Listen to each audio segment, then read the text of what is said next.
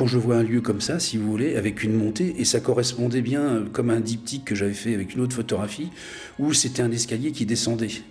Donc, j'avais mis à côté à l'exposition. Bon, là, c'est éparse, mais c'est pas gênant.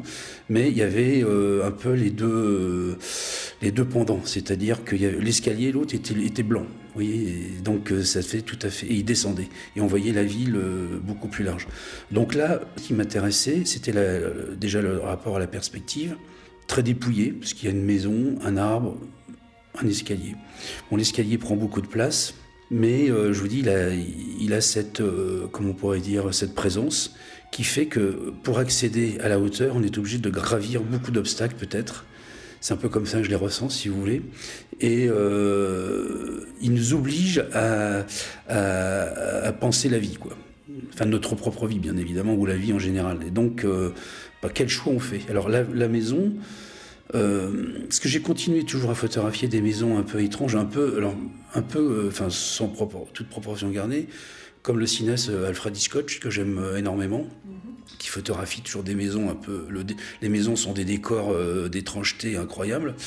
Et j'ai toujours eu ça en tête, si vous voulez. J'ai toujours photographié énormément de demeures abandonnées, fantastiques, même à une certaine époque, mais naturelles, qui étaient dans leur jus, quoi, je veux dire. Et là, elle me semblait... l'arbre est penché, elle est droite. Alors, souvent l'arbre est plutôt quelque chose qui prête à l'élévation, mais la maison peut être aussi gardienne de on ne sait quoi. Vous voyez, un refuge. Ça peut être à la fois un refuge par rapport à la difficulté du passage, peut-être, vous voyez. J'enclenche une histoire dans le sens où justement, mais j'essaie de comment dirais-je, je la propose. Elle est suggérée, si vous voulez, il n'y a pas d'orientation déterminée. C'est la personne qui va le regarder, si vraiment elle est intéressée par pénétrer dans cet univers, que lui-même fasse ce voyage personnel et évoque en lui justement toutes ces possibilités, et puis d'autres même qui m'échappent, et tant mieux d'ailleurs, parce que moi j'ai pas de déterminisme par rapport à ça. J'essaye de donner une rigueur et une exigence avec mon travail à la chambre, mais avec un fond de liberté absolu, quoi. Vous voyez, c'est un peu il y a le dialogue entre l'ombre et la lumière, mais il y a le dialogue entre le rationnel et l'irrationnel quelque part, quoi.